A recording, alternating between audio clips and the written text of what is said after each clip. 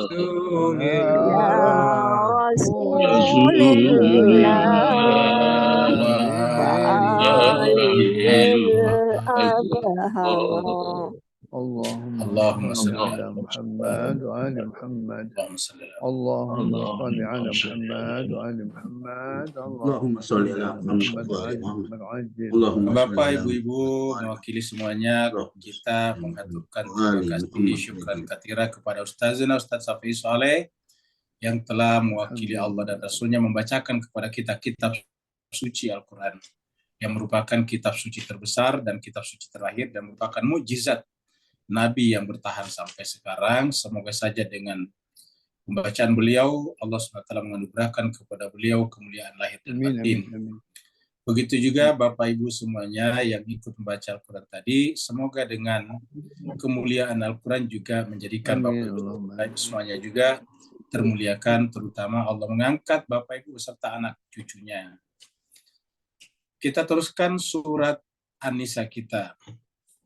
An-Nisa adalah surat yang keempat. An-Nisa sendiri artinya perempuan-perempuan. Kemudian surat ini turun di Madinah, maka disebutlah dengan surat Madaniyah. Jumlah ayatnya adalah 176 ayat, dan tadi kita sudah baca sampai ayat 25. Terakhir kita sudah sampai di ayat 20, di mana berbicara tentang pernikahan, dan kemudian jika terjadi perceraian. Kemungkinan yang bisa terjadi dibicarakan dalam Al-Quran. Tentu saja Al-Quran tidak menginginkan kita bercerai, tetapi kan itu biasa terjadi, bahkan sering terjadi. Kalau terjadi, bagaimana Al-Quran berbicara tentang itu? Jadi semua aspek, semua hal dibicarakan dalam Al-Quran. Jadi kalau ada yang bertanya, apa yang menyebabkan Al-Quran disebut dengan kitab yang paling sempurna? Di antaranya adalah karena membicarakan seluruh aspek kehidupan. Bahkan yang tidak terpikirkan oleh pihak lain juga dibicarakan dalam Al-Quran. Jadi semuanya luar biasa. Pada pertemuan sebelumnya kita sudah berbicara tentang bagaimana rincinya itu Al-Quran berbicara tentang waris. Bapak Ibu sekalian tak terbayangkan oleh kita 1400 tahun yang lalu Al-Quran itu turun sudah berbicara tentang sepersekian, seperdua, sepertiga, seperenam, seperdelapan. Seperti itu dibicarakan. Dan itu kan sudah sangat matematika. Nah, jadi dibicarakan dengan sangat rinci. Nah, sekarang dibicarakan lagi tentang hal-hal yang berkaitan dengan perceraian.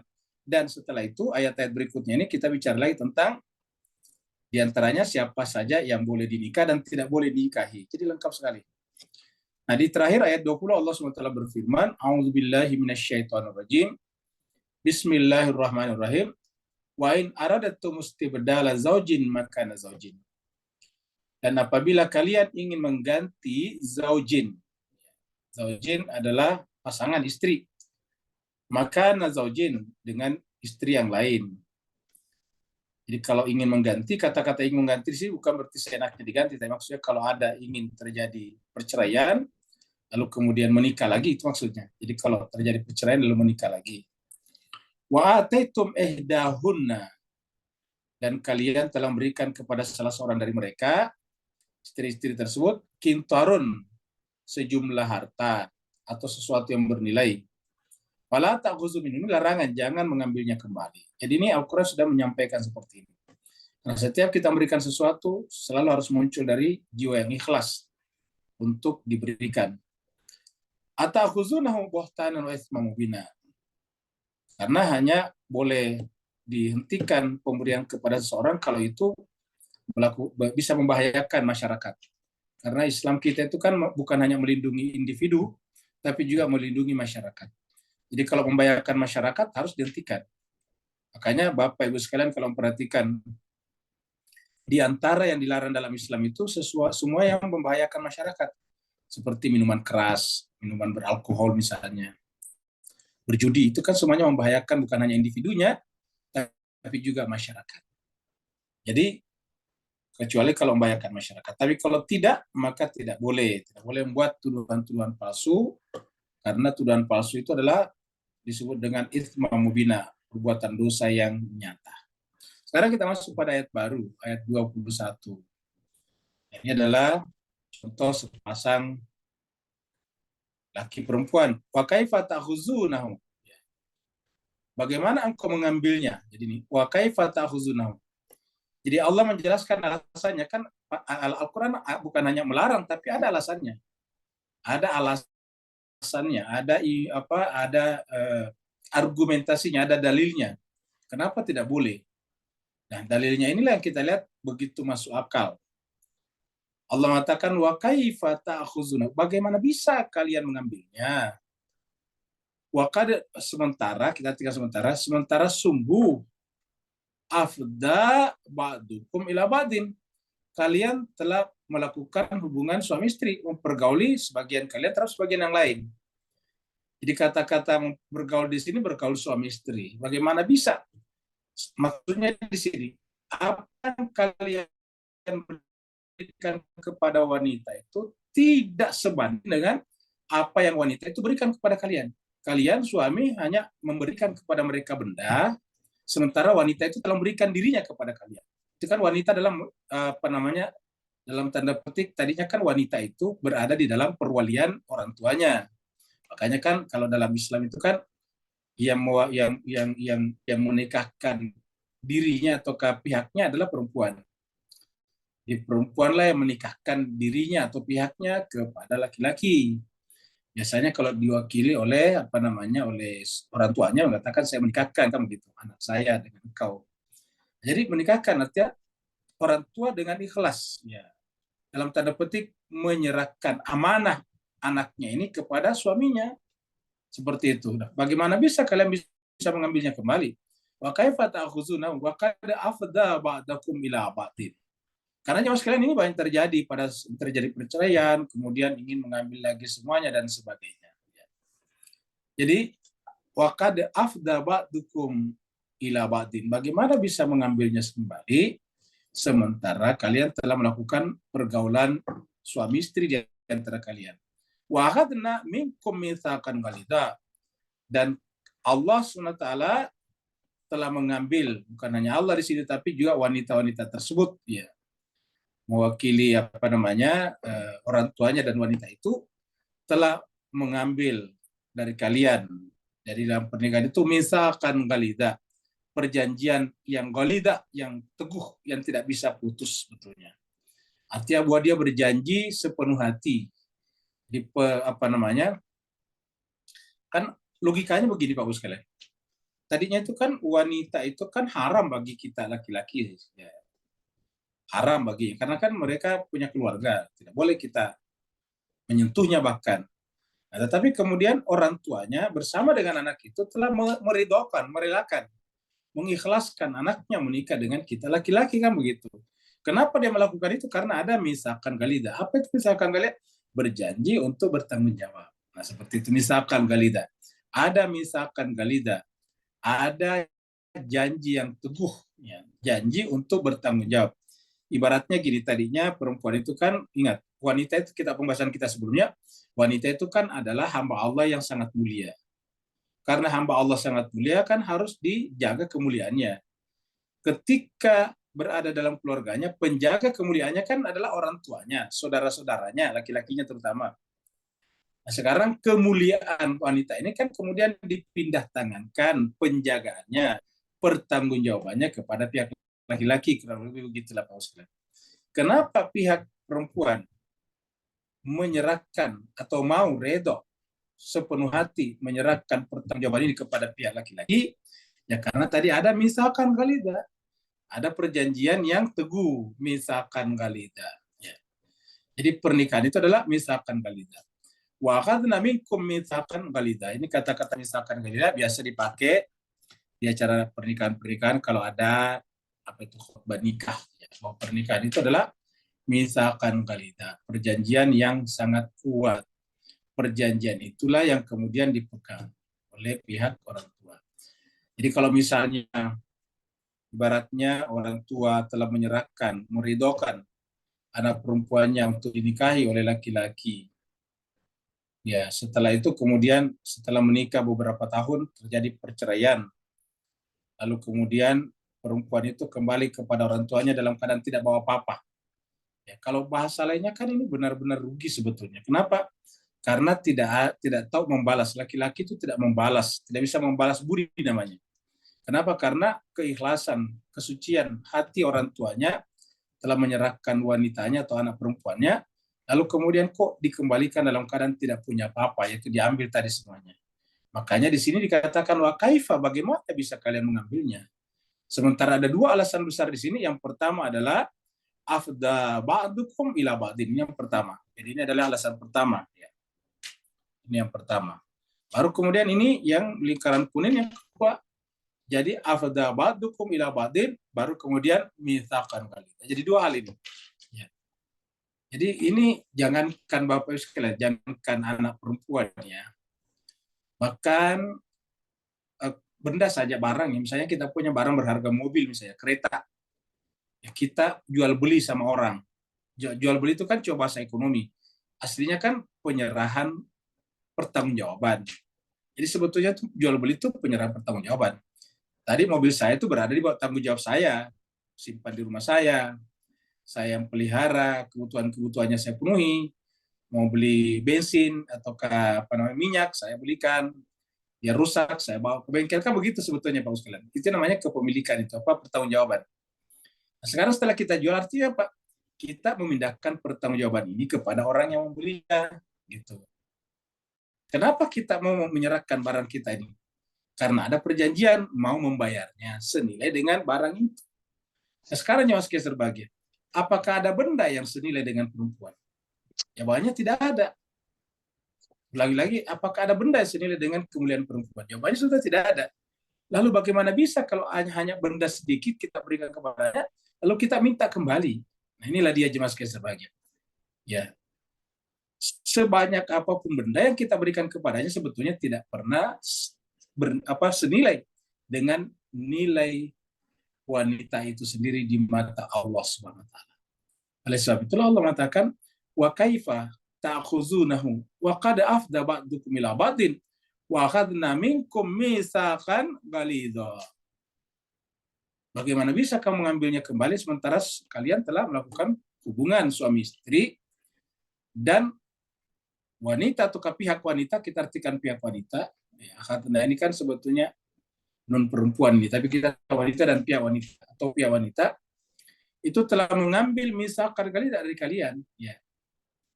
Jadi dia telah menerima janji setia itu. Nah, jadilah Mas Kaiser bahagia, dan salah satu unsur penting dalam keberagaman itu kan adalah memenuhi janji itu sampai waktu yang tidak ditentukan. Apa waktu ditentukan? Tadi perceraian di atas. Maka perceraian itu kemudian bersepakat keduanya mengakhiri apa? Misalkan galidah tersebut. Seperti itu. Jadi mengakhiri perjanjian tersebut. Nah, inilah konsep pernikahan di dalam Islam kita. Kemudian berikutnya, ya.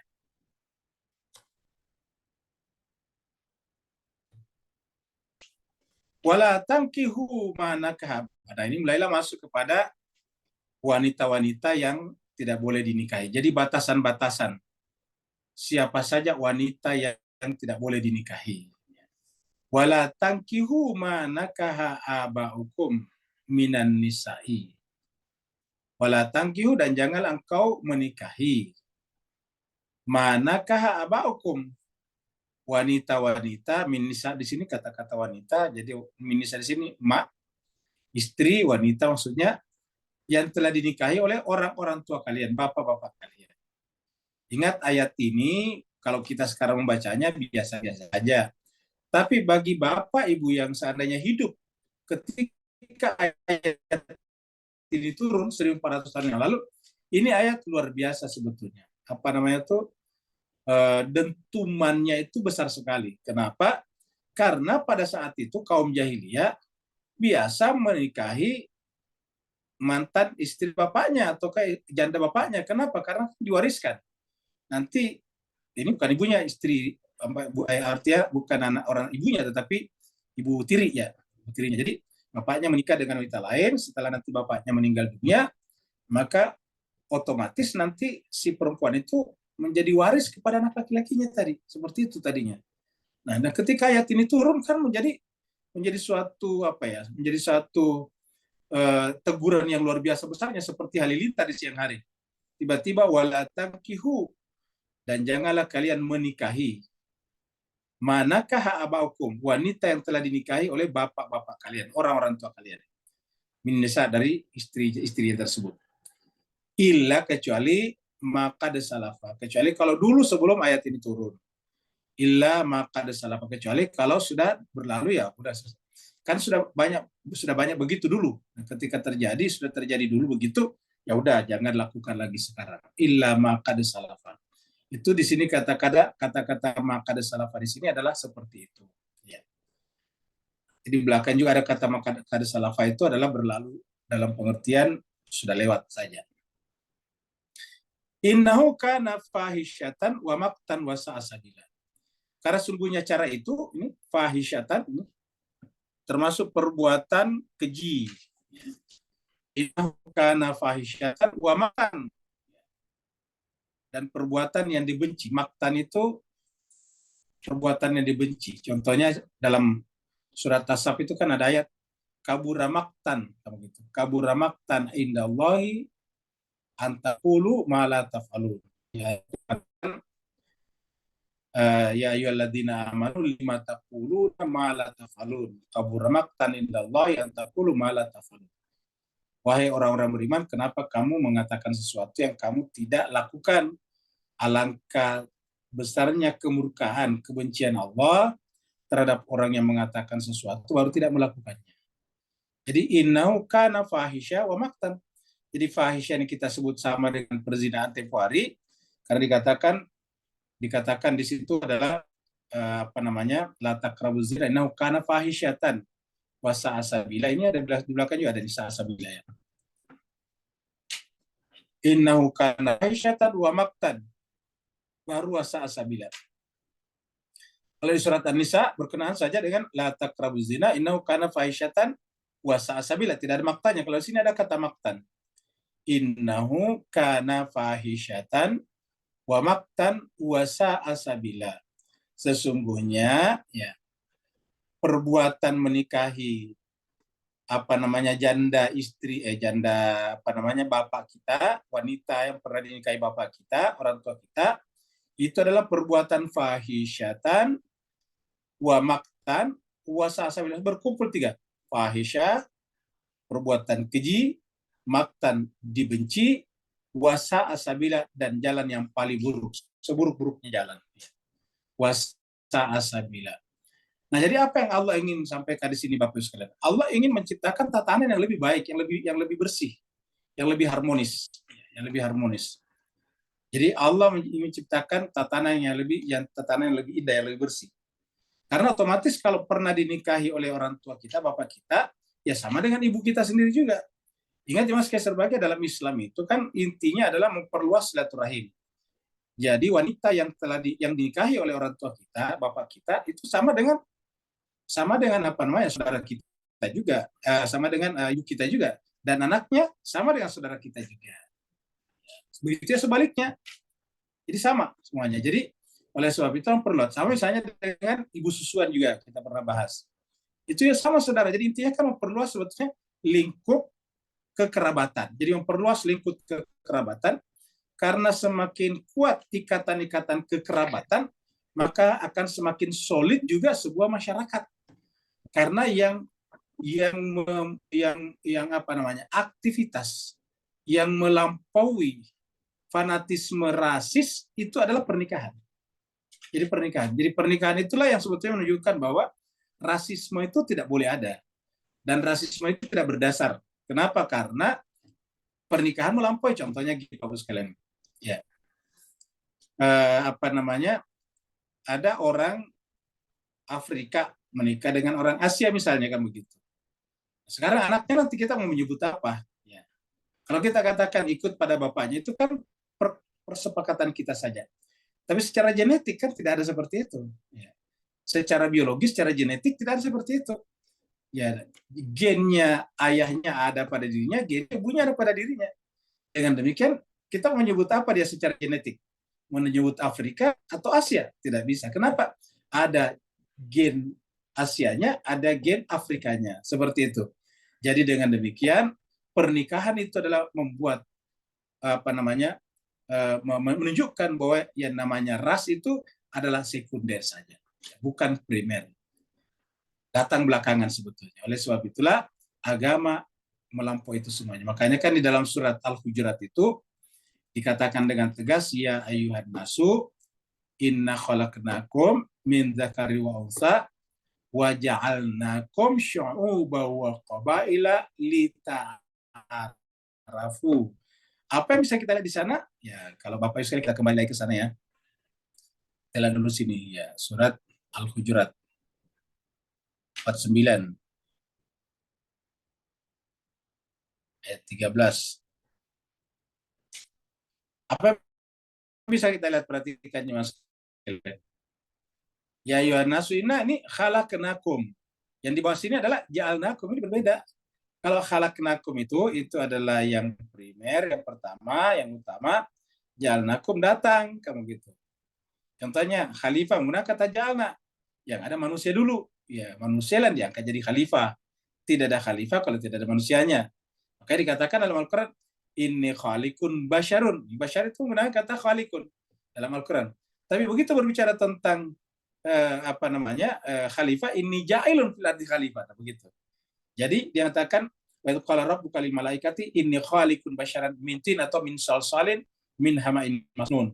Begitu berbicara tentang khalifah, inni ja'ilun fil ardi khalifah. Karena yang diangkat jadi khalifah manusia dulu. Dengan demikian, manusia itu adalah lebih fundamental daripada khalifah. Artinya, kekhalifahan datang itu dalam rangka melindungi kemanusiaan. Seperti itu.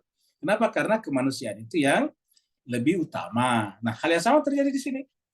Ya, dengan demikian, kemanusiaan ini yang lebih utama. Kenapa? Dia khalaqnakum min dzakari wa unsa. Jadi intinya laki perempuan. Di sini tidak ada ras. Yang namanya di dunia, apapun rasnya, Asia, Eropa, Australia, dan sebagainya. Eropa itu semuanya sama. Terdiri laki-laki dan perempuan. Kita ini adalah anak daripada laki-laki dan perempuan.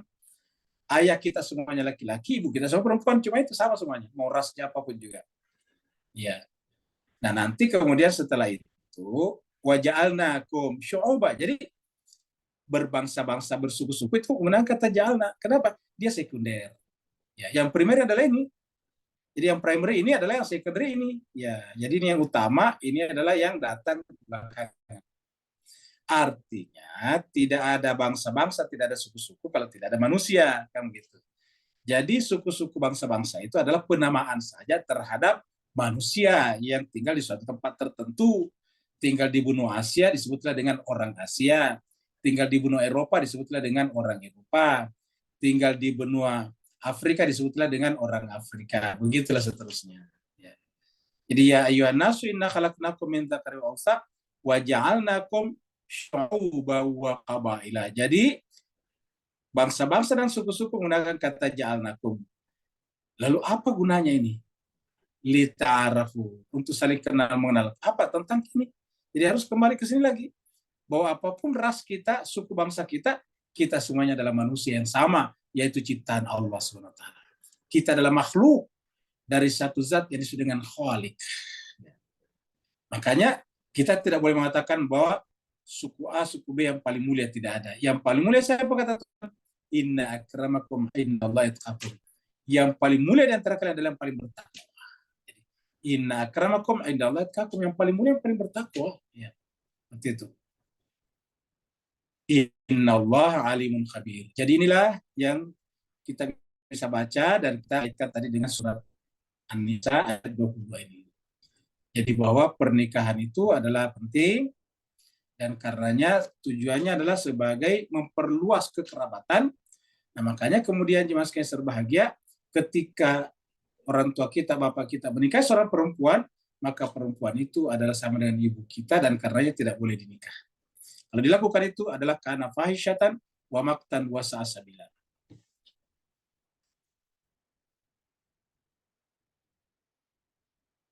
Jelas kayak berbahagia, wanita itu sama saja di mana saja, sama dengan laki-laki juga. Hurrimat alaikum ummahatukum. Jadi tadi wanita-wanita yang diharamkan. Dihurrimat alaikum ummahatukum.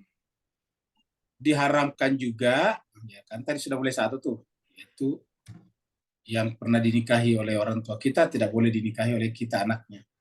Hurrimat alaikum ummahatukum. Diharamkan juga kepada kalian ibu-ibu kalian, ummahatukum. Jadi ummahat ini adalah ummahatukum. Ini yang pertama. Jadi ada berapa yang tidak boleh dinikahi. Ummahatukum, ibu-ibu kalian. Wabanatukum, putri-putri kalian. Putri-putri kalian. Banat adalah bentuknya dari bintun. Wa akhawatukum, saudari-saudari kalian, saudara perempuan. Pertanyaannya, kenapa ini bisa harus ada larangan? Karena yang namanya biologis itu kan tidak melihat itu. Sama misalnya dengan makanan. Kenapa mesti harus ada yang diharamkan makanan? Karena makanan sebagai makanan makanan orang lain. Makanya dibuatlah larangan. Larangan ini berlaku bagi akal pikiran. Hewan-hewan tidak berlaku karena tidak punya akal pikiran. Seperti itu. Ini namanya nilai. Ini sudah dengan nilai dibicarakan ini. Itu nilai. Kalau kita misalnya seperti hewan makan daun pisang di mana saja, tidak pernah kita mengenal apakah ini daun pisang bos kita, majikan kita atau bukan, itu kambing tidak melihatnya. Nah, kenapa tidak punya nilai namanya? Jadi nilai-nilai itu adalah sesuatu yang sifatnya lebih tinggi daripada hal-hal yang biologis. Dengan demikian, ketika orang tidak menghormati nilai, value, maka otomatis dia sama dengan hewan. Bahkan Quran mengatakan orang seperti itu adalah kal an'am bal hum adall. Seperti hewan ternak, bahkan lebih sesat lagi. Jadi ini adalah nilai-nilai namanya. Ya. Hurrimat alaikum ummahatukum wa banatukum wa akhawatukum. Akhawat. Ya. Saudara-saudara perempuan. Wa ammatukum. Bahasa Arab itu bagusnya karena berbeda kalau bibi dari pihak ayah dan bibi dari pihak ibu. Nah begitu. Kalau bibi dari pihak ayah namanya ammah. Ammatun. Ya, ammatun bentuknya namanya ammat. Ya, ammatukum. Ini adalah bibi, ya, tante. Ya, jadi tante dari pihak bapak, yaitu perempuan yang merupakan adik dari bapak kita. Itu namanya. Jadi ini adalah ammatukum, adalah bibi dari pihak ayah.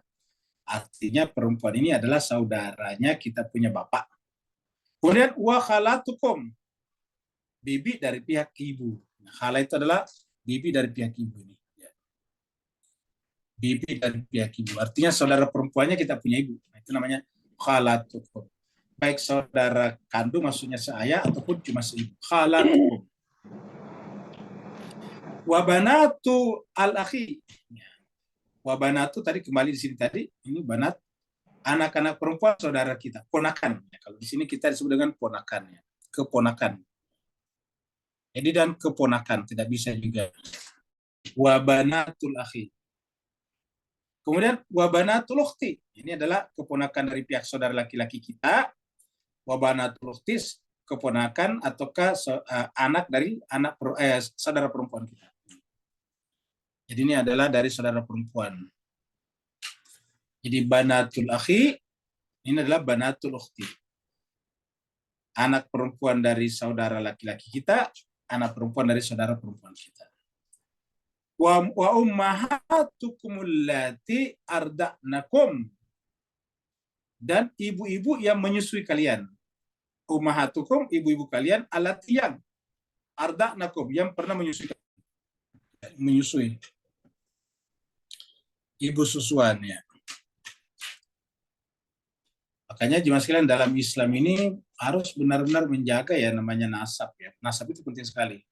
Contohnya gini, sekarang kan di dunia modern banyak ibu-ibu yang bekerja karier. Nah sekarang kalau misalnya dia karena sibuk tidak bisa menyusui anaknya, kan biasa menggunakan ASI wanita lain.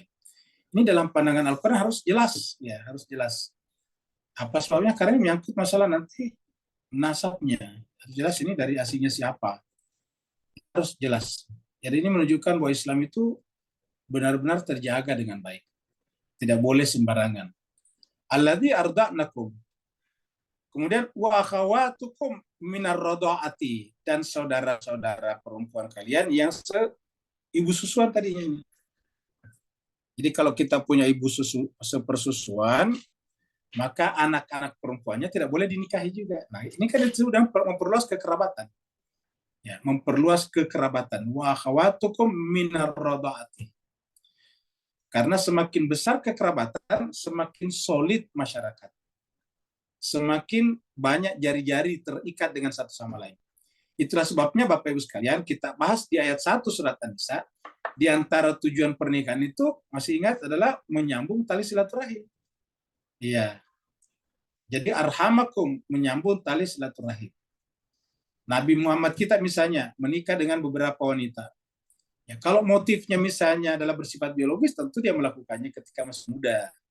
Dan kenapa dia melakukannya ketika sudah membentuk sebuah negara di Madinah? Dan negara ini terus-menerus diperangi. Nah, dengan demikian pernikahan ini adalah salah satu cara untuk menciptakan perekat kekerabatan antar suku bangsa, sehingga kemudian meredam terjadinya pertumpahan darah. Seperti itu.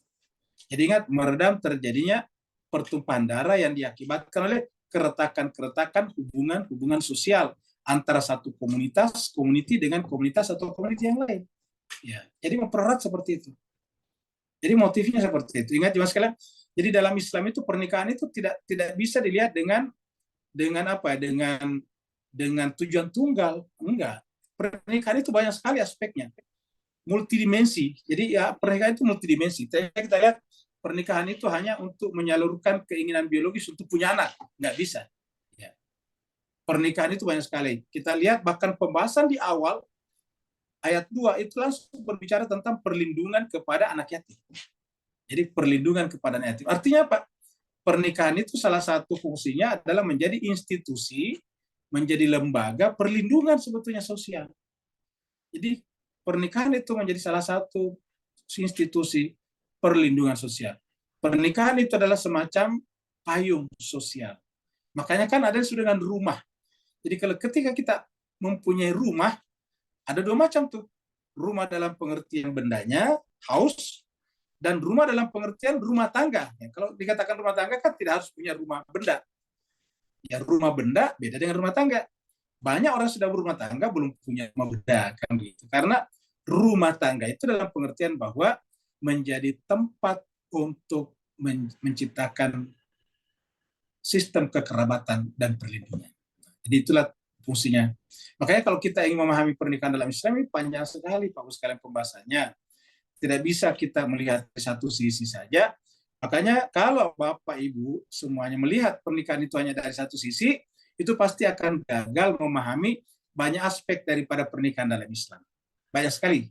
Ya. Dan ini yang banyak tidak dipahami oleh pihak luar berkenaan dengan Islam. Kenapa? Karena menganggap pernikahan itu hanya sekedar hubungan menyelesaikan hajat berdua saja, laki dan perempuan. Nah, kalau ini kan individualistik sifatnya. Sedangkan kita katakan bahwa intinya Islam itu kan adalah menciptakan kekerabatan yang menyebabkan seluruh unsur-unsur dalam masyarakat itu menjadi satu kembali. Karena konsep dasarnya mengatakan kana nasu ummatan wahidatan. Manusia itu adalah umat yang satu, ingat. Manusia itu umat yang satu. Maka Nabi datang untuk menyatukan kembali. Kana nasu ummatan wahidatan. Fabasallahu nabiyina mubasyiran munzirin. Maka Allah mendatangkan Nabi dan Rasul sebagai pemberi kabar gembira dan peringatan supaya manusia kembali bersatu lagi. Lintas negara, lintas bangsa, lintas keturunan dan sebagainya. Nah, sehingga ketika kita sudah berislam, maka tidak boleh ada terbetik dalam jiwa kita lagi kebanggaan parsial namanya. Apa itu kebanggaan parsial?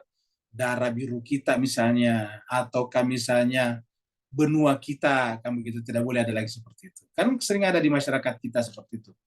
Maka tidak boleh. Seperti tadi dalam surat Al-Hujurat, yang paling mulia di antara kalian adalah yang paling bertakwa. Seperti itu. Jadi wa banatul ukhti wa ummahatukum allati wa ummahatukum allati arda'nakum wa akhawatukum minar radhati wa ummahatun nisaikum. Ibunya juga kita punya istri. Nisa ini perempuan kita, istri kita ini, ibunya ini. Kalau di namanya ibu mertua. Mungkin di Malaysia juga ibu mertua namanya. Ibu mertua. Ya. Ummahatu nisaikum. Ibu dari istri kalian. Kemudian waraba ibukumul lati fi hujurikum min nisaikum allati dakhaltum bihinna. Ini agak panjang. Ini satu apa nih? Satu bagian pembahasan ini. Sini sampai ke sini nih. Sampai di sini nih. Ini satu unsur saja nih. Ya, tapi kenapa panjang? Nah, karena ingin menjelaskannya. Rabaibukum, ingat kata-kata rabaib? Masih ingat dulu kata-kata rebiyun, kata-kata murabi? Nah, gitu. Kata-kata murabi itu adalah memberikan perlindungan. Rab itu kan melindungi kita, mendidik kita, kemudian menciptakan kita. Kalau Allah Rab, itu Rab. Nah, rabaibukum itu anak-anak yang berada di dalam tanggung jawab kalian. Ini rabaibukum, orang-orang yang berada dalam kemurabian. Jadi kita ini suami sekaligus murabi juga. Jadi suami itu murabi juga. Anak-anak adalah rabaibnya. Rabaib inilah yang tidak boleh dinikahi dari mana? Allati fi hujurikum min nisaikum. Yang masuk dalam pertanggungjawaban kita melalui ibunya nisaikum. Jadi kita menikahi ibunya, maka kemudian wanita anak-anaknya itu menjadi tidak boleh dinikahi juga selama ini. Allati dakhaltum bihinna, yang telah kamu campuri. Jadi kalau terjadi pernikahan tapi belum bercampur, baru pisah, nah anaknya tetap boleh karena masih tetap dianggap orang lain, tidak ada hubungan. Ya.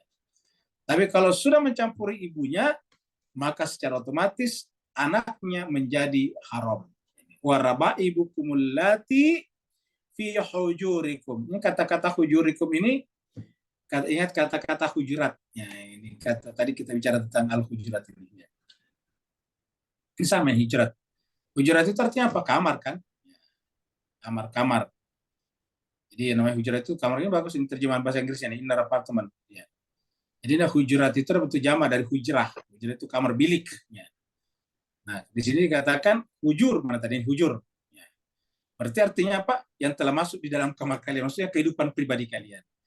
Jadi anak-anak perempuan bukan anak kita, bukan darah daging kita, bukan juga ponakan kita, seperti tadi disebutkan di sini. Dia ibaratnya tidak ada hubungan darah, tetapi ibunya masuk ke dalam kamar pribadi kita. Gitu. Maksudnya ibunya itu telah menjadi istri kita, dan allati dakhaltum bihinna telah kalian campuri. Ya. Fa in lam takunu dakhaltum, tapi apabila kalian, jadi panjang ini dari sini. Ya. Dari sini tadi, dari sini, ya ini. Kemudian di sini, tambah lagi di sini.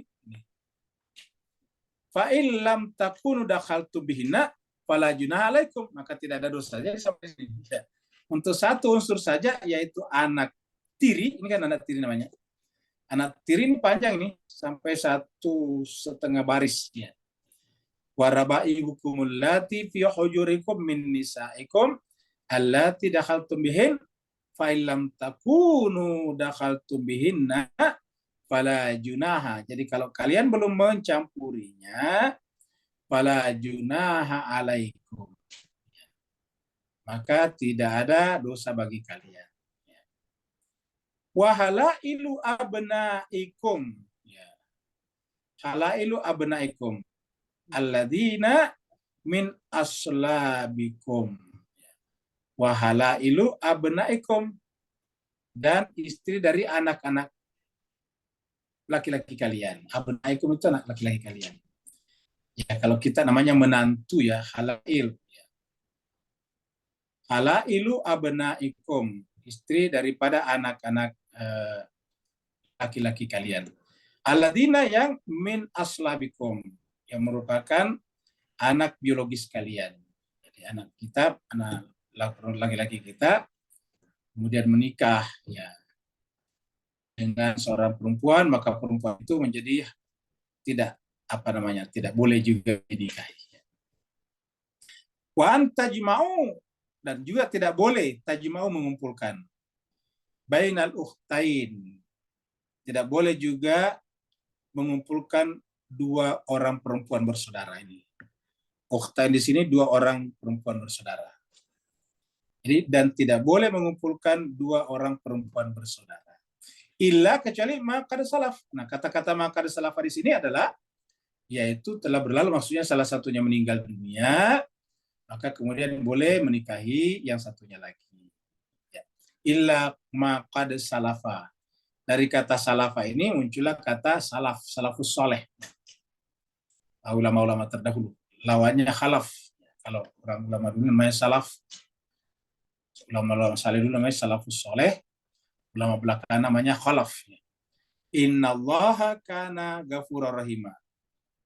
Kenapa tiba-tiba ghafurur rahim? Karena tadi bisa saja ini terjadi pelanggaran dulu sebelum Islam datang. Artinya kalau sudah terjadi dulu, udah nggak usah Allah akan memaafkan kalau sudah terjadi. Tapi tidak boleh teruskan kalau sudah turun ayat ini. Artinya dulu pernah terjadi ketika ayat ini turun, artinya agama Islam datang membawa aturan seperti ini, ya maka Tuhan mengatakan innallaha kana ghafuran rahimah. Ya, seperti itu. Nah, inilah terjemahan ya. Karena ini kan tadi kita tidak lihat terjemahannya ya. Ini yang ada terjemahan asli. Karena tadi ayatnya panjang sekali, kalau diambil terjemahannya tidak muat. Inilah dia terjemahannya. Ya. Ya, jadi sama tadi.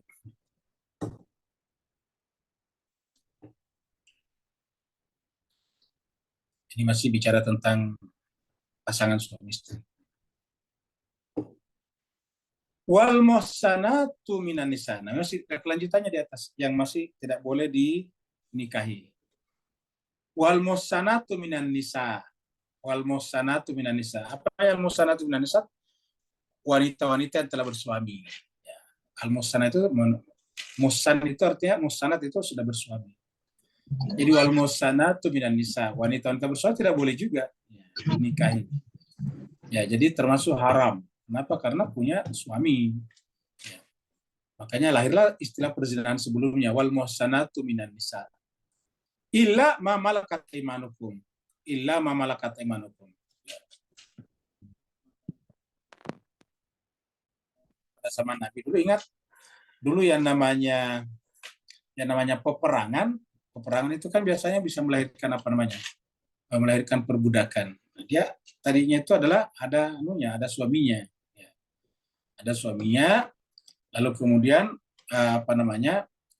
wanita ini ditangkap. Maka kemudian ditangkap oleh musuh, maka dia di sini dulu pada zaman dulu itu bisa dijadikan budak. Ingat pada zaman dulu itu bukan hanya perempuan, tapi juga laki-laki, anak-anak bisa diambil, dijadikan budak. Jadi itu budak seperti itu. Jadi illa ma malakat aimanukum. Jadi kecuali kalau dia telah menjadi malakat aimanukum. Dan ingat yang seperti ini dari awalnya harus jelas juga ya, seperti apa hubungannya.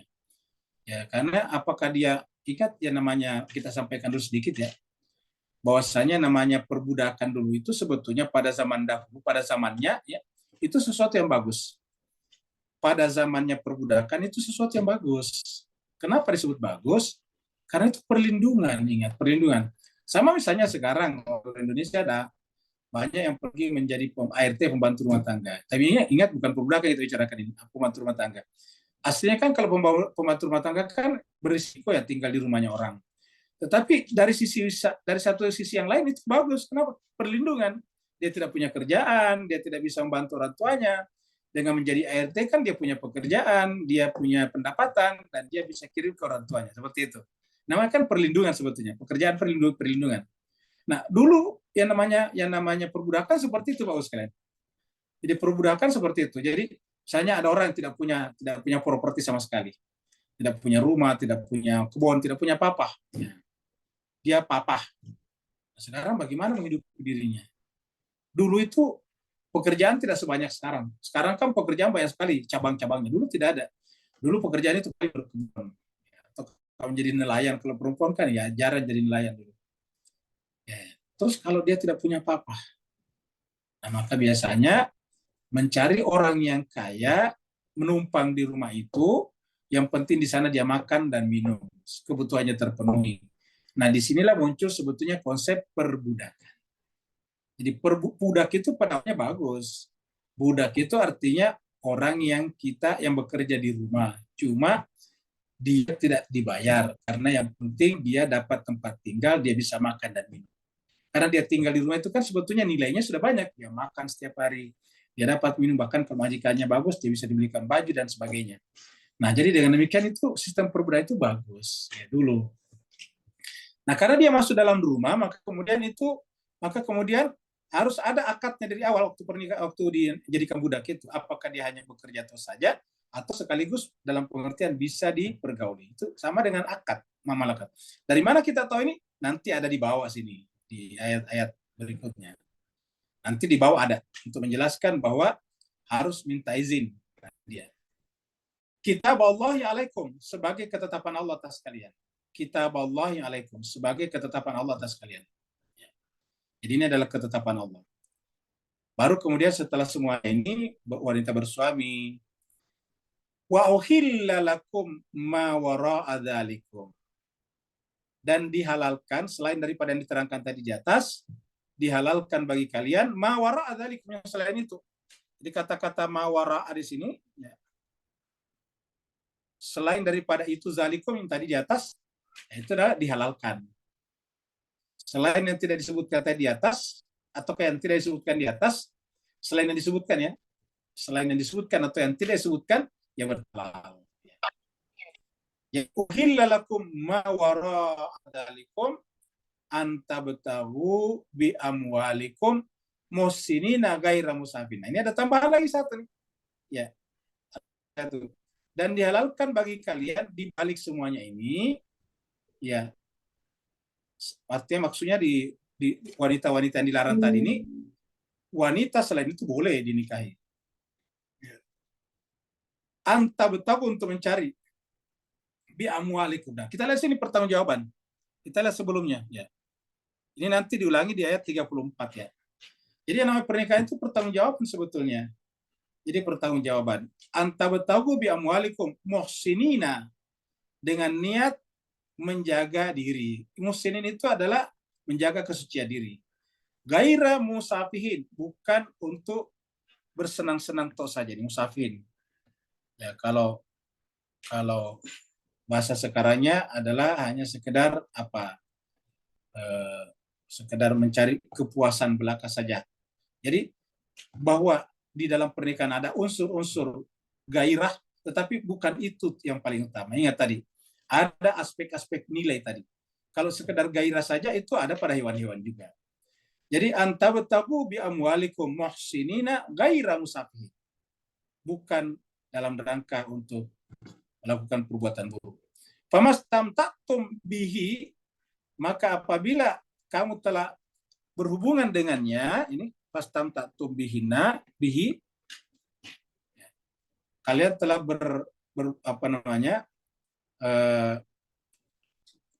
berhubungan minhunna, dengan mereka, dari wanita itu. Bihi di sini dengan keberadaan kalian tadi sebagai orang bisa bertanggung jawab. Jadi kalau saya di sini bihinya ditarik ke atas ya. Ya. Kemudian minhunna, dari wanita-wanita. Maka fa'atuhunna, maka berikanlah kepada mereka ujurahunna. Ya. Berikanlah kepada mereka maharnya. Di sini Bapak sekalian tidak sebut ujurahunna sebetulnya. Kalau kalau mahar di sini, mahar tidak disebut dengan, di surat An-Nisa tadi kan beda, di surat, masih ingat An-Nisa ayat 3. Disebut dengan saduqatihinna nihlah. Itu menggunakan kata-kata saduqatihinna nihlah. Kalau di sini kan dikatakan fa'atuhunna ujurahunna. Jadi beda sedikit. Ya. Datang, cuma waktu kita sangat terbatas ini, untuk mengelaborasi ini tidak ada waktu. Ujurahunna faridatan, sebagai kewajiban. Jadi sinilah menunjukkan bahwa mahar itu harus ada. Cuma memang ada perbedaan di sini dengan kata nihlah. Sehingga ada yang memahami ini dua jenis pernikahan yang berbeda. Ada yang daim dan ada yang mut'ah, seperti itu. Kata-kata fastamta'tum. Wala junaha alaikum, dan tidak ada dosa bagi kalian fi ma taradaitum, dengan apa yang kalian saling meridhoinya, merelakannya. Maksudnya di situ maharnya kemudian dipakai bersama, itu tidak ada. Seperti pembahasan sebelumnya juga. Fi ma taradaitum, selama dia ridho, merelakan. min ba'dil faridah. Ya. Setelah melakukan sebagai suatu ketentuan tadi, artinya setelah menunaikannya. Ya. Menunaikan mahar itu artinya perempuan baru kemudian bisa menggunakannya untuk juga membiayai ataukah bisa makan bersama dengan suaminya. Tapi sudah ditunaikan dulu sebagai kewajiban mahar.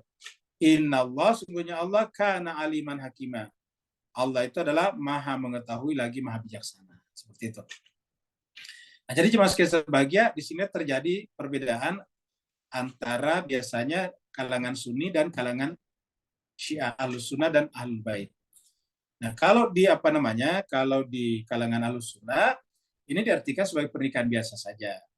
Tapi kalau di kalangan Ahlul Bait biasanya dipahami di jenis pernikahan yang beda karena ada kata-kata pastamtatum, yani istamtatum. Ya, dari sini muncul kata-kata sama dengan misalnya haji, tamattu juga seperti itu. Ini berkaitan dengan tamattu. Dan kenapa dikatakan juga berbeda? Karena ini juga menggunakan kata istamtatum, di sini juga menggunakan kata ujurahun. Beda dengan sebelumnya. Ya, kalau sebelumnya itu kan adalah, coba kita lihat dulu di sebelumnya di sini ya. Supaya lebih kelihatan ya.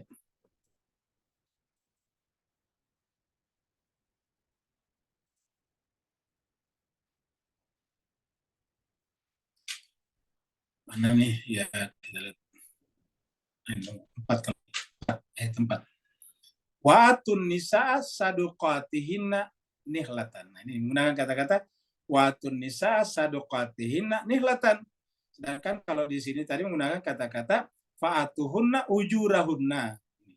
Atuhunna. Kalau coba lihat kita lihat lagi sini. Nih, atun nisa. Nisa kan berarti hunna juga. Atun nisa berarti atuhunna. Karena nisa ini kan mereka ya. Istri-istri. Atuhunna ataukah atun nisa saduqatihinna nihlatan.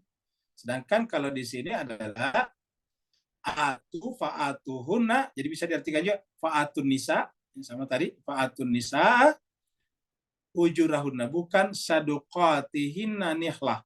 Kalau di sini adalah ujurahunna faridatan, itu beda sedikit. Kalau tadi saduqatihinna nihlatan. Kalau di sini ujurahunna faridatan. Nah, jadi itu perbedaannya. Nah, itu tentu akan panjang kalau kita bahas lagi. Satu ayat lagi ya. Ini tadi terjemahannya ya.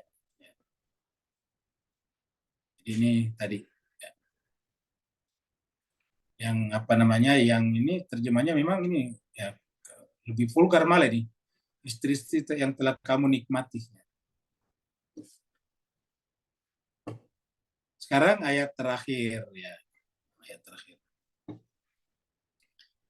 Wa man lam yastati minkum taulan. Dan siapa di antara kalian yang belum memiliki kemampuan untuk menikah dengan jangka waktu yang lama, karena kan butuh tanggung jawab yang berat. Taulan itu lama. Ya. Kalau nama lainnya itu belum bisa menikah secara daim, secara permanen. Kenapa? Karena berat. Tanggung jawabnya terutama. Malam yastati minkum taulan. An yankihal musanati, untuk menikahi wanita-wanita yang memelihara dirinya, yang dinikahi adalah al-musanat. Musanat di sini bukan berarti punya suami maksudnya, tapi disebut juga orang wanita bersuami tadi musanat karena arti aslinya itu menjaga kesucian, menjaga dirinya. Kalau dia sudah bersuami kan berarti sudah menjaga dirinya, ya, hanya untuk suaminya. Nah di sini juga wanita itu tidak mau sembarangan, dia al-muhsanatil mu'minat, dia adalah mu'minat. Jadi wa man lam yastati minkum taulan an yankihal muhsanatil mu'minati famimma malakat aimanukum min fatayatikumul mu'minat, maka boleh menikahi ma malakat aimanukum. Muncul lagi. Biasa diartikan dengan budak. Ma malakat artinya apa yang dimiliki tangan kanan kalian. Min fatayatikum, dari pemudi-pemudi al-mu'minat yang mukmin. Wallahu a'lamu biimanikum. Allah mengetahui keberimanan kalian. Jadi kalau kita menikah ini memang diutamakan wanita mukmin dulu, muhsanatil mu'minat, ya seperti itu. Ba'dukum min ba'dina. Allah mengatakan bahwa yang namanya laki dan perempuan itu sebetulnya sama asalnya. Kita laki-laki dari rahim perempuan perempuan juga dari rahim ibunya, gitu. Perempuan lahir dari rahim ibunya yang juga merupakan berasal dari sulbi bapaknya juga. Jadi seperti yang dikatakan ba'dukum min ba'din. Dengan demikian tidak boleh kita dalam suami istri memandang satu sama lain dengan cara yang kurang bagus. Kenapa? Karena ba'dukum min ba'din. Artinya bahwa kita ini asalnya sama. Ba'dukum min ba'din. Sebagian kalian berasal dari sebagian yang lain. Perempuan berasal dari laki-laki, laki-laki berasal dari perempuan. Fankihu hunna, maka nikahilah mereka biizni ahlihinna. Ini dia. Fankihu hunna, ini hunna biizni ahlihinna, dengan atas izin tuannya, ahlihinna, ahlinya. Nah, dengan demikian juga sekali kita kembalikan tadi di atas bahwa apakah semua budak boleh dipergauli. Kalau kita lihat di sini tidak. Kenapa? Karena di sini tetap ada yang bisa dinikahi. Kalau dia diperistri oleh majikannya kan tidak boleh dinikahi. Sedangkan di sini katakan fankihuhunna biizni ahlihin wa atuhunna ujurahunna, dan berikanlah kepada mereka ujurahun. Muncul lagi di sini kata-kata ujurahun sama tadi di atas. Bil ma'ruf, dengan cara ma'ruf. Apa caranya ma'ruf? Ya, tidak memaksakan diri sampai tidak jadi, tapi tidak juga membiarkan begitu saja. Muhsanati, niatnya untuk menjaga diri. Muhsanat ini wanitanya juga menjaga dirinya. Gaira musafihat, bukan untuk menjadi semacam bersenang-senang tok saja. Musafihat itu wanita yang gampang pindah-pindah hubungan dengan laki-laki. Musafihat. Wala muttahidat, dan tidak juga mengambil laki-laki sebagai akhdan, sebagai, kalau sekarang namanya apa ya? Jadi ternyata sejak dari dulu ada namanya, ya kalau mohon maaf bahasa sekarangnya namanya gigolo ya. Nah, sekarang ada istilah gigolo, perempuan memelihara laki-laki namanya. Ini muhtahizati akhdan. Jadi kasus seperti ini ada sejak dari dulu. Jadi ada wanita-wanita tertentu yang memelihara laki-laki. Kalau biasanya kan laki-laki yang memelihara perempuan. Ini terjadi sebaliknya juga nih. Wala muttahizat, ini adalah perempuan ini, akhdan. Ya. Jadi dia tidak memelihara laki-laki. Dia tidak hanya bersenang-senang. Dia benar-benar orang yang menjaga kesucian dirinya. Jadi munculnya berkali-kali kata-kata ini menunjukkan bahwa pernikahan itu adalah ikatan ikatan sosial yang paling suci. Ikatan sosial paling suci, pernikahan itu. Kalau kita bertransaksi kan jual belikan ikatan sosial juga, tapi tidak sesuci dengan pernikahan. Wala muttahidati akhdan. Faidha ohsinna, nah, apabila dia menjaga dirinya, fa'in ataina bifahishatin fa'alaihinna nisfu ma'alal muhsanati minal adab. Jadi kalau wanita yang disebut tadi dengan kata budak itu atau disebut dengan ma malakat aimanukum ini, lalu kemudian melakukan perbuatan fahisyah, ya, maka karena posisi sosialnya dia lemah, Al-Quran kita lihat adilnya, maka hukumannya hanya nisfu, setengah, ma'alal muhsanat, daripada wanita-wanita merdeka yang lain. Jadi faida ohsinna fa'in ata'na, bagi mereka menjaga dirinya lalu kemudian melakukan perbuatan buruk, jadi kan berarti bukan profesinya, fahisyatan fa'alaihinna, maka bagi mereka nisfu, hanya setengahnya saja, ma'alal muhsanat, daripada orang merdeka, minal adab, hukumannya. Jadi azab di sini hukuman. Jadi kalau lihat di adilnya Islam, jadi hukum dalam Islam itu melihat juga status dan posisi sosial seseorang. Karena kalau dalam kondisi seperti ini kan dia posisinya lemah. Sangat mungkin bisa diperlakukan seperti ini. Kenapa? Karena dia posisinya lemah. Ya. Dzalika liman khasyiyal anata minkum. Yang demikian itu bagi orang-orang yang khasyiyal anata minkum. Ini semua aturan-aturan di atas ini adalah bagi mereka yang benar-benar ingin menjaga kehidupannya untuk tetap baik.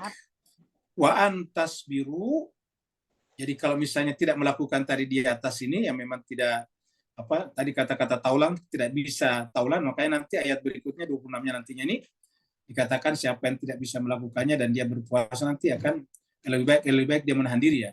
Kata berpuasa menahan diri. Nah, Allah mengatakan wa in tasbiru, kalau kalian sabar khairul lakum, itu lebih baik. Jadi kalau kalian sabar, karena tadi kan ingat judulnya di atas ini nih. Amal lam yastati minkum taulan. Siapa yang tidak bisa taulan? Maka Tuhan mengatakan kalau sabar itu lebih baik ya. Fa in tasbiru khairul lakum. Allahu ghafurur rahim, dan Allah Maha Pengampun lagi Maha Penyayang. Jadi mau sekalian panjang sekali, ini masih ada lagi terjemahnya coba. Terjemahnya tadi yang karena panjangnya ini kita tidak bisa gabung terjemahan dengan Arabnya ya. Kalau kita gabung itu terlalu kecil tulisan Arabnya. Jadi kita bisa seperti ini supaya bisa kita bahas lebih detail. Nah, inilah pembahasan kita pada malam hari ini. Nanti di akhir acara sebelum kita tutup, kita doakan Ananda Bramaldi, Ananda jemaat kita, jemaat tetap kita, yaitu Ibu Emil, punya hajat. Kita doakan semoga dengan doa kita semuanya, Allah SWT mengijabah atau memenuhi hajatnya, sehingga beliau bisa meneruskan kehidupannya sesuai dengan apa yang diinginkannya tersebut.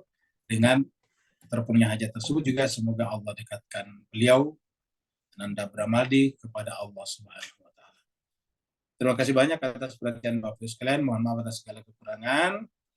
Yang benar dari Allah, yang salah, yang khilaf, yang kurang itu dari kekurangan Al-Fakir sendiri. Mohon dimaafkan. Yang mau bertanya itu silakan. Assalamualaikum Ustaz. Waalaikumsalam warahmatullahi wabarakatuh. Silakan Pak Nur.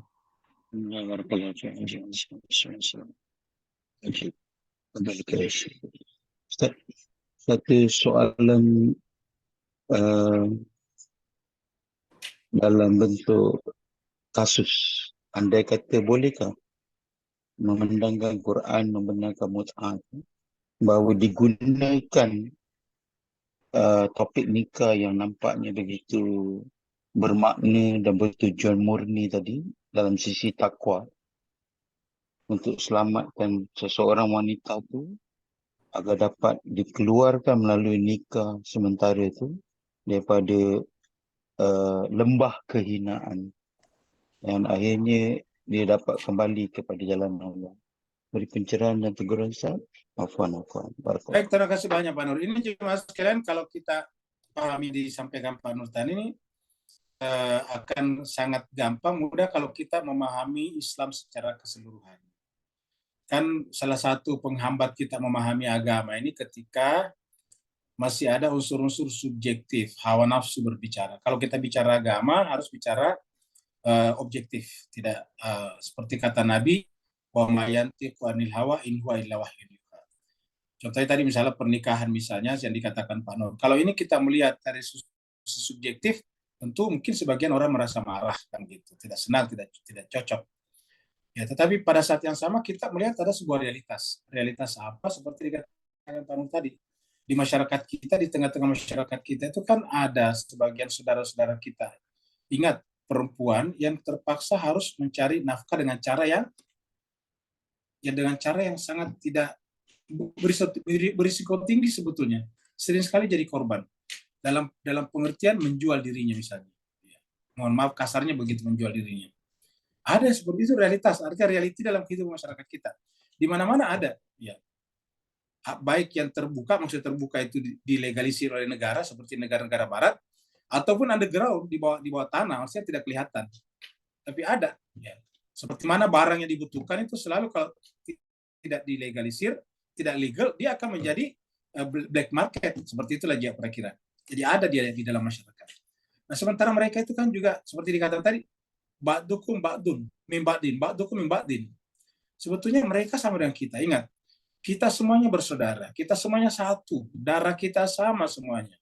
Kita semuanya anak cucu Adam. Sehingga ketika kita melihat orang lain, harus kita mampu melihatnya seperti melihat diri kita sendiri. Nah, kalau ini kita sudah capai, baru kita bisa sampai kepada yang ditanyakan Pak Nur tadinya. Kalau tidak, ya nanti akan muncul, terutama dari pihak ibu-ibu, perempuan biasanya akan sangat berat menerimanya, Bapak Ibu Jemaat sekalian berbahagia. Dengan demikian dibutuhkan semacam kemampuan untuk apa ya? Untuk menaikkan ke atas, ya, menaikkan ke atas level kesadaran kita melampaui kebutuhan-kebutuhan fisik. Kebutuhan fisik yang saya bicarakan ini bukan biologis ya, fisik. Biasanya kan kita ada, kalau kita berbicara tentang fisik itu kan biasanya semua kita mau ambil. Kita tidak mau ingin berbagi dengan yang lain. Sementara ajaran agama kita itu dari awal sudah diajarkan namanya bersedekah, berinfak, berzakat. Dan tujuannya semua itu kan adalah agar kita berbagi dengan siapapun juga. Tujuan daripada semuanya adalah berbagi, ya, kepada siapapun juga. Tapi intinya adalah berbagi. Berbagi itu supaya semua orang bisa hidup dengan layak. Makanya di dalam pandangan Islam itu tidak boleh ada sebetulnya masyarakat yang harusnya ya, yang homeless misalnya. Bapak sekalian, kalau di negara seperti Amerika kan negara ini maju ya, negara paling tinggi pendapatannya di dunia. Tapi kalau kita lihat di balik kemewahan, kemegahan kota-kotanya, itu kita melihat ada kehidupan yang sangat memprihatinkan. Homeless banyak, orang-orang yang kena narkoba yang jalan seperti mumi juga banyak. Ya. Orang yang orang yang tinggal di gorong-gorong, di tanah bawah tanah untuk pembuangan itu juga banyak. Ya, kalau kita lihat di sana.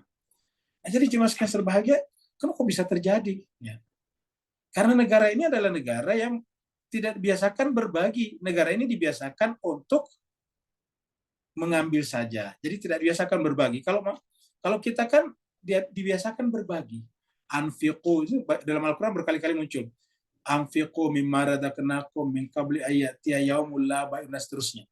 Itu kata-kata anfiqu alladzina yunfiquna banyak sekali dalam Al-Quran. Jadi kita biasakan berbagi. Nah, kalau kita membiasakan ini, harusnya di dalam sebuah negara Islam, mayoritas Islam, tidak boleh ada orang yang homeless sebetulnya. Tidak boleh ada orang yang mati kelaparan. Kecuali kalau seluruh negara itu semuanya sudah mati kelaparan.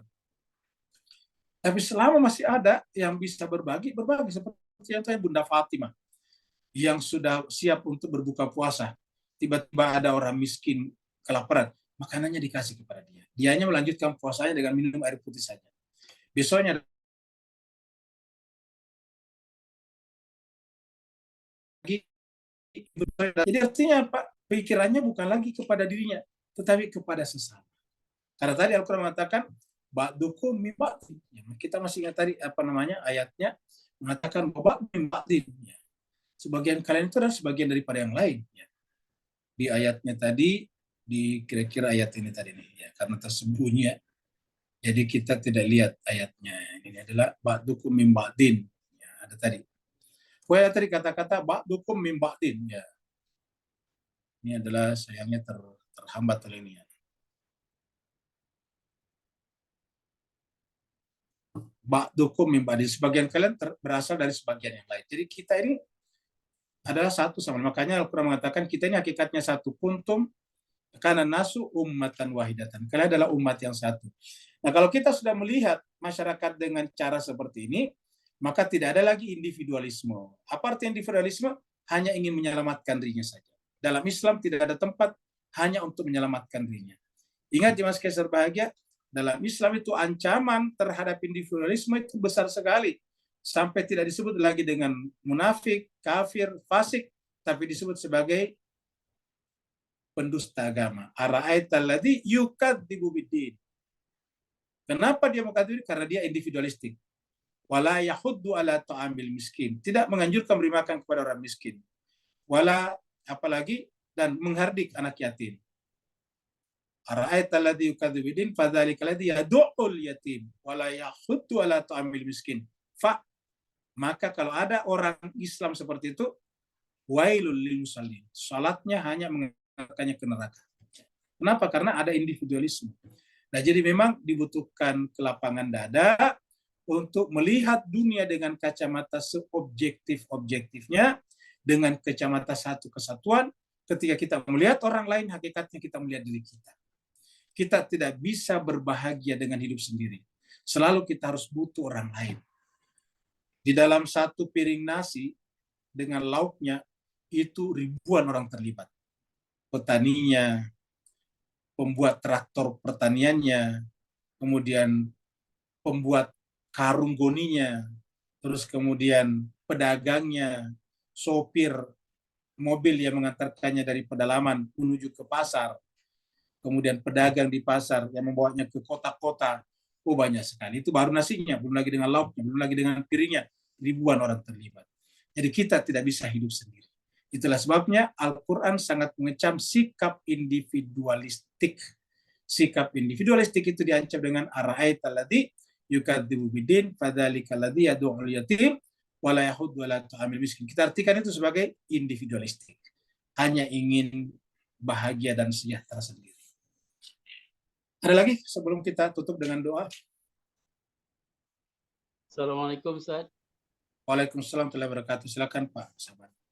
Ustaz, kalau kita rujuk pada keterangan yang telah Allah jelaskan bahawa lelaki tidak boleh berkahwin dengan beberapa kategori-kategori yang telah ditetapkan.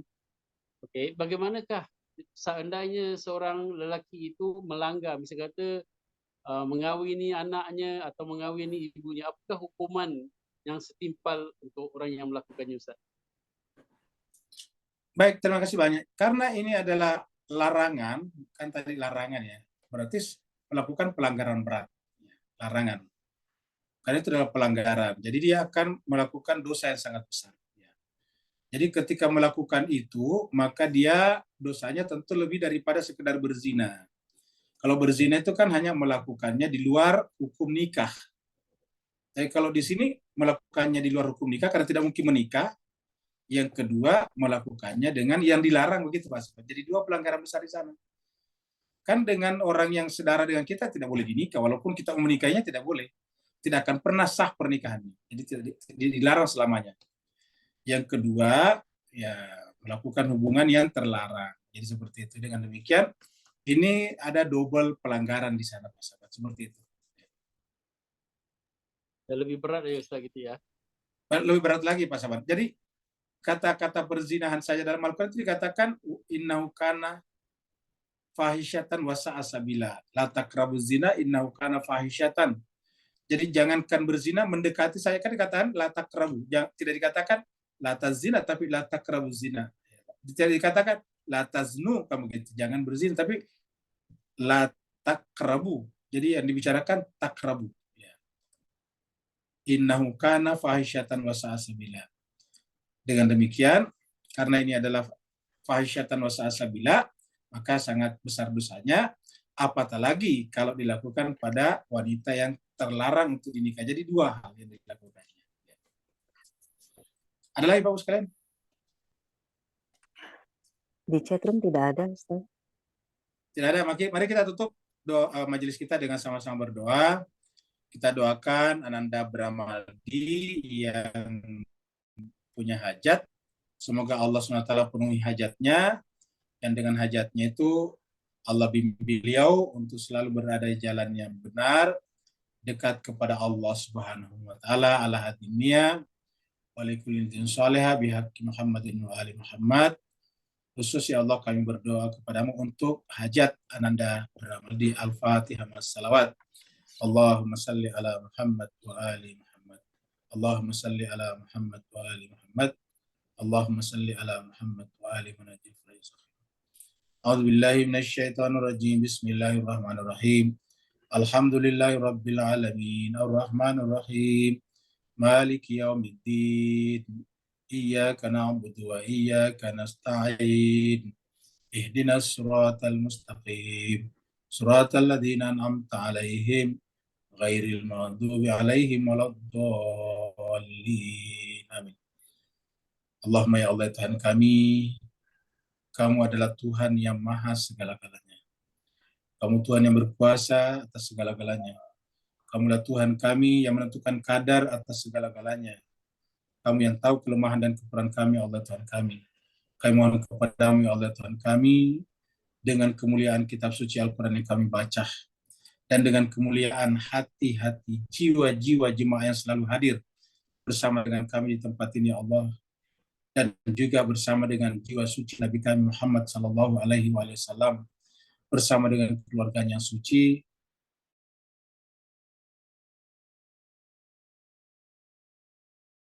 para ulama dan masyarakat ya Allah.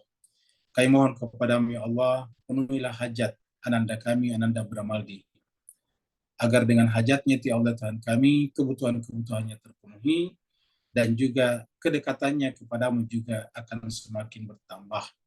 Ya Allah Tuhan kami, kalau beliau salah, maka kemudian bimbinglah beliau, dan tuntunlah beliau agar benar-benar berbuat, bertindak sesuai dengan yang bisa membawa kepada terpenuhinya hajat-hajat tersebut. Dan siapa saja yang hadir pada malam hari ini, Allah Tuhan kami, bimbinglah juga mereka ya Allah. Angkatlah derajat mereka. Kalau mereka punya hajat, inilah hajat-hajat mereka. Kalau mereka sakit, berikanlah kesembuhan kepada mereka. Kalau mereka punya masalah, maka angkatlah masalah mereka. Kalau mereka punya anak-anak keturunan yang sedang bersekolah, berpendidikan, maka mudahkanlah mereka untuk menuntut ilmu pengetahuan. Kalau mereka semuanya ada salah dan khilaf ya Allah, jangan engkau menghukum mereka. Janganlah engkau mengazab mereka. Janganlah engkau membebankan kepada mereka beban yang mereka tidak sanggup pikul. Janganlah engkau bebankan kepada mereka seperti umat-umat sebelum mereka. Angkatlah derajat mereka dan dekatkanlah mereka semuanya kepadamu ya Allah Tuhan kami. Allahumma rabbana atina fid dunya hasanah wa fil akhirati hasanah wa qina adzabannar. Sallallahu ala sayyidina Muhammad. Subhana rabbika rabbil izzati amma yasifun. Wa salamun alal mursalin walhamdulillahi rabbil alamin. Wassalamualaikum warahmatullahi wabarakatuh. Waalaikumsalam warahmatullahi wabarakatuh. Sama-sama.